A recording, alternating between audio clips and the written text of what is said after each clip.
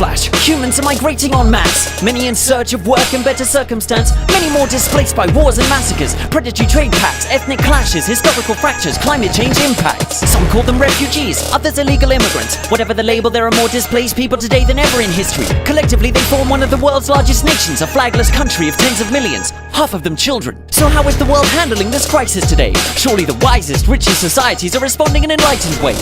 We now invite 3 guests from such countries. First up, business magnate, presidential candidate, Donald Trump. My fellow Americans, our great nation's become a racking dump. Thanks to that communist Obama chump, our southern border is an open door for any Juan to come. Illegals are pouring through the country, scooping all the dollars up. 12 million undocumented aliens, there's 4% of us, and 6 million are Mexicans. I'm told they're all drug dealers, rapists, and criminals, and hundreds are working in my Trump hotel businesses. I just don't get it. After all we've given them, we signed NAFTA, which trashed their economic system, put them out of work, and raised the price of tortillas. But despite our efforts, we can't seem to satisfy those taco-munching peasants.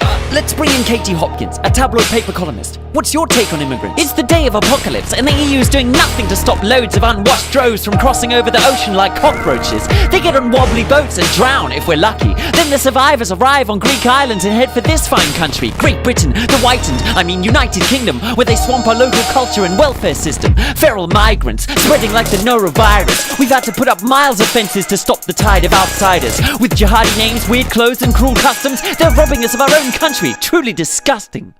Next up then, Australia's Prime Minister Tony Abbott. Sounds like a bad problem you have there, but we don't have it. We've solved it. You have? Of course, we have all sorts of desperate people trying to get to our shores, but we got it all sorted. How? Well, tell us. We took this bloody UN refugee convention and chucked it in the dunny. To all asylum seekers, we shut our borders. We turn their boats back mid-voyage or bribe people smugglers to do it for us. And if anyone slips through to our shores after all that, we lock them up in detention camps on remote islands like Manus and Nauru. For how long? Indefinitely. Heinous. True. Genius. Definitely. How do you get away with this? It's easy as killing the ABC when both major parties are vying for the cruelest policy on refugees. And you ban anyone reporting on the camps and what goes down inside. Even rape and child abuse. Out of sight, out of mind. Tony, when I'm president in these parts, I'm gonna make you head of immigration. You're hired. To guard our border, we'll erect a huge rampart. And you know, when it comes to building walls, I got it down to a damn art. Aussies, you're a shining beacon of vicious cruelty. If you can do it, by jingo, so can we.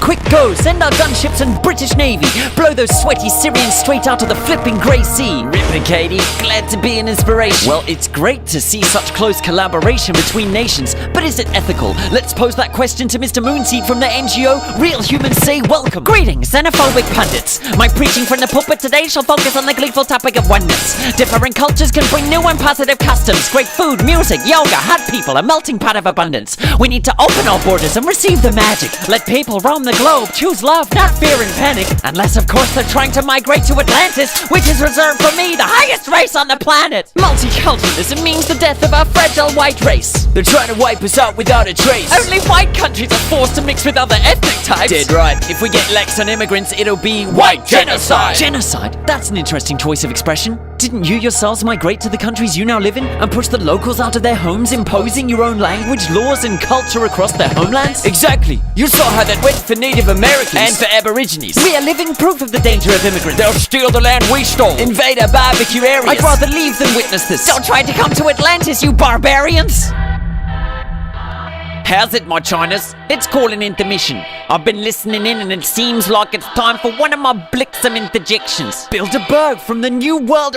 no introductions. I'm pleased to see that you're focusing your anxieties on the hordes of poor people trying to flee to your borders and shores, seeking sanctuary from scarcity, wars and eco-catastrophes, rather than focusing on these migrants who cross all borders at will, overriding the laws of your countries, wreaking havoc, destroying thousands of local jobs and paying no taxes. Corporations are people too, with special needs. Right now, while you scream about migrants and the refugees, you're about to see the signing of 3 giant corporate treaties, the TTIP, TISA and TPP. Free trade agreements. Indeed, so free that they're being negotiated in secret. The only details we've seen are thanks to these drafts leaked by whistleblowers and published by WikiLeaks. Worried about migrants affecting the economy when they barge in? Wait till you see these trade pacts annihilate the job market, slash wages and leave collective bargaining rights discarded started. Worried about your sovereign laws? These treaties will override them, so foreign companies can make you a lawsuit target if your country ever threatens their potential margins. Worried about guarding your culture from outsiders? These treaties will extend copyright terms for decades after, siphoning knowledge out of the public domain and robbing you of your collective culture and scientific gain. And the spoils from all this plundering will be taken, not by local populations, but by foreign corporations. We welcome that kind of immigrant here. Here too, we give them visas and let them lead the queue. Ah, my faithful minions, I knew we could count on your commitment. Whoever said your immigration policies lacked compassion and wisdom. Thanks to our guests for engaging in this conversation on the contentious issue of migrations on the planet. Mass exoduses like the ones we're witnessing cause real problems and tensions, there's no question. But as we've discovered, when it comes to managing borders and cultural habitats, these migrations are just one part of a larger pattern. Yet this is the part we're told to fear and fret about. Why does that happen? By now we should have gathered this. When politics, lobbyists, business and media machinate to divert, scramble and mangle our view of the world we're inhabiting, we'd be wise to ask ourselves, whose interest does this skewed perception actually benefit? Someday historians will look back and label this the age of mass displacements and assess how we handled it. Will they condemn our blindness or celebrate our vision and humanity? That's up to us in the present, where history is happening.